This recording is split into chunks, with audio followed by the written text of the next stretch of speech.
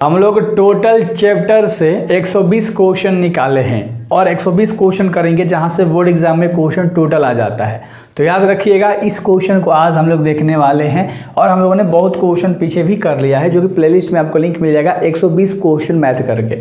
ठीक है, चलो क्वेश्चन क्या कह रहा है कि दर्शाइए कि दिए हुए निम्नलिखित तीन सदिश, 3 गो सदिश है तुम्हारे पास। ठीक है, प्रत्येक का मात्रक सदिश है। अगर यह एक यूनिट वेक्टर है यानी कि एक मात्रक सदिश है तो आपको तीनों का क्या ज्ञात करना है भाई? सदिश। 3 को तो सदिश देवे किया है, लेकिन ये मात्रक सदिश अगर हुआ तो कैसे निकलता है सबसे पहले समझो। मान लो a बराबर दिया है आपका, b भी दिया है और मान लो c भी दिया है, a b और c मान लो दिया है। सबसे पहले हम इसका क्या निकालेंगे? परिमाण निकालेंगे, डायरेक्शन निकालेंगे। ध्यान से सुन लीजिएगा, परिमाण हम लोग निकाल लेंगे। जब तीनों का हम परिमाण निकालेंगे और आंसर 1 1 1 आ जाएगा, यानी वही यूनिट वेक्टर बताना है ना, मात्रक सदिश यानी 1 अगर सबका आंसर आ जाएगा तो हम क्या करेंगे? a गुणा b करेंगे, फिर b गुणा c करेंगे, फिर a गुणा c कर देंगे, यानी a b को गुणा कर देंगे, फिर b c को और फिर c a को गुणा कर देंगे। सिंपल सा तरीका है। तो सबसे पहले हम लोग क्या निकालेंगे? डायरेक्शन निकालेंगे सभी का पारी। क्लियर हो गया ना कॉन्सेप्ट? बिल्कुल, हाँ बिल्कुल सही है। अरे यार ये बहुत आसान सवाल है, देखो मजा आ जाएगा, मैथ से प्यार हो जाएगा, है ना। सबसे पहले मान लो आपके पास a बराबर दिया है, लाडलो क्या दिया है? कलर को चेंज करते हैं, मजे से पढ़ाई करते हैं। ठीक है, चलो मान लो तुम्हारे पास a बराबर दे रखा है। a बराबर हमारे पास क्या दे रखा है? 1/7 है ना। हर चीज़ को ध्यान से देखो, 1/7 है, 7 है, फिर 2 है, फिर 3 है और फिर क्या है? 6 है। ये चीज़ें हैं। हम लोगों को इसका परिमाण निकालना है यानी कि डायरेक्शन निकालना है। तो हम क्या करेंगे? सबको रूट के अंदर डाल देंगे। सिंपल सा बात है, रूट का अंदर डाल देंगे। 2 है, 3 है और 6 है। 2 का स्क्वायर, 3 का स्क्वायर और 6 का स्क्वायर, यानी बेसिकली स्क्वायर कर देते हैं। जो भी चीज़ होता है ना आई जे और के फॉर्म में, उन तीनों को स्क्वायर करके जोड़ देते हैं रूट के अंदर बेसिकली। 1/7 है, लिख दिया जस के तस। रूट का चिन्ह है, रूट का चिन्ह दे दो। अंदर 2 का 4, 3 का 9, 6 का 36, 36 9 कितना हो जाएगा? 49 हो जाएगा टोटल। रूट के अंदर है तो बाहर निकलेगा तो क्या आ जाएगा? बाहर 1/7 है, गुणा में क्या आ जाएगा? 7 आ जाएगा। 7 का स्क्वायर 49 होता है भाई, है ना। क्लियर है। 7 से 7 खत्म, यानी पहला का आंसर 1 तुम्हारा आ गया। खुशी की बात है कि हमारा a निकल के आ गया। अब हम लोग क्या निकालेंगे लाडलो? अब हम लोग थोड़ा सा b का निकाल लेते हैं। ध्यान से देखना, b हमारे पास क्या दे रखा है? ध्यान से, b बराबर हमारे पास क्या दे रखा है जी? 1/7। ध्यान से देखोगे, फिर 3i है, फिर 6j है और फिर प्लस में 2k है। ध्यान से देखिएगा, इसका भी हम लोग डायरेक्शन निकालेंगे, परिमाण निकालेंगे। 1/7 बाहर जस के तस, अंदर रूट में सब का स्क्वायर कर देंगे। 3 का स्क्वायर कर देंगे, माइनस है, माइनस में 6 का स्क्वायर कर देंगे, प्लस में 2 है, 2 का स्क्वायर कर देंगे। क्लियर है ना? कोई दिक्कत यहाँ तक नहीं है? बहुत बढ़िया।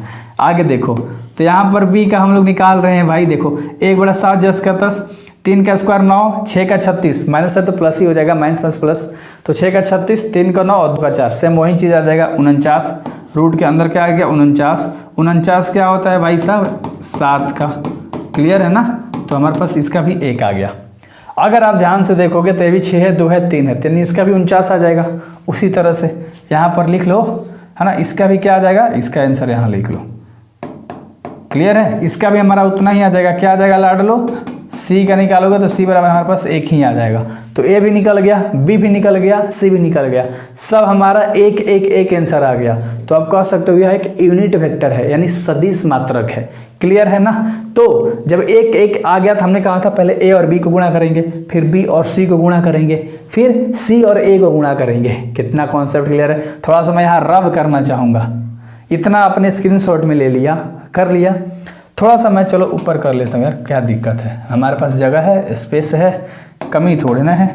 तो हमें क्या करना है? a इंटू बी करना है। सबसे पहले a इंटू बी करना है। a का मान हमारे पास क्या है? ध्यान से देखो, 1/7 है, उसके बाद 2i है, 3 का j है और 6 का k है। लिख लिया।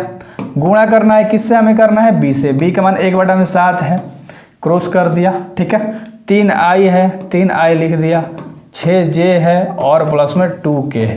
कोई दिक्कत नहीं है। तो a और b को आप गुणा कर रहे हो। अगर आप ध्यान से देखोगे, अगर आप ध्यान से गुणा करोगे तो 1 में 1 से कर दो, क्या हो जाएगा? 1 हो जाएगा। 7 तो 49 हो जाएगा, कोष्ट बंद कर दो। 2 में 3 से कर दिया, 6 हो गया। 3 में 6 से कर दिया तो माइनस का 18 हो जाएगा। और 6 में 2 का कर दिया तो 12 हो जाएगा, कोई दिक्कत नहीं है। बहुत आसान से हम लोगों ने इसको कर लिया। क्लियर है? चलो आई जे के। अब इन सब का हम क्या कर देंगे भाई, जोड़ घटाव कर देंगे।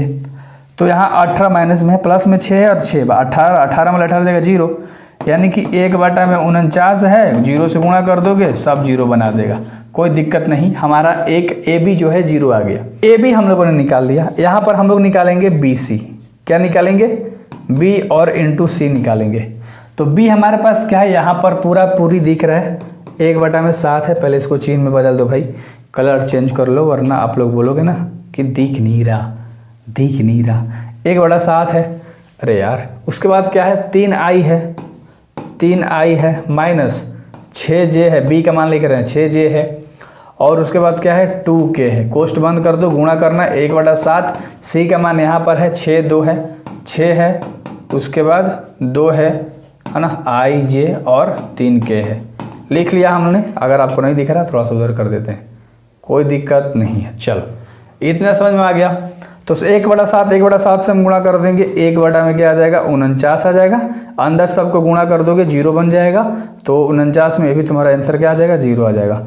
कर लेना, 3 6 18, 6 3 12 और 2 3 6, माइनस प्लस 12 खत्म। क्लियर है ना? तो इसका भी उतना ही आएगा। तो ए बी वहाँ निकल गया, बी सी यहाँ निकल गया। अब हमें ना सी को और ए को पकड़ के गुणा करना है। तो अगर आप इस सी को करोगे और अगर आप इस ए को गुणा करोगे, यहाँ पर बता देता हूँ, सी को और अगर आप ए को गुणा करोगे तभी तुम्हारे पास 1/49 × 0, यानी इसका भी आंसर तुम्हारे पास 0 आ जाएगा। इतना ही लिख सकते हो, कोई दिक्कत नहीं है। तो आई होप कि आपको समझ में आ गया होगा। इसी तरह से सारे क्वेश्चंस कराऊंगा, इंपॉर्टेंट वाले जरूर सब्सक्राइब करना। सारे विषय करा रहा हूँ, फॉलो करना। Best of luck.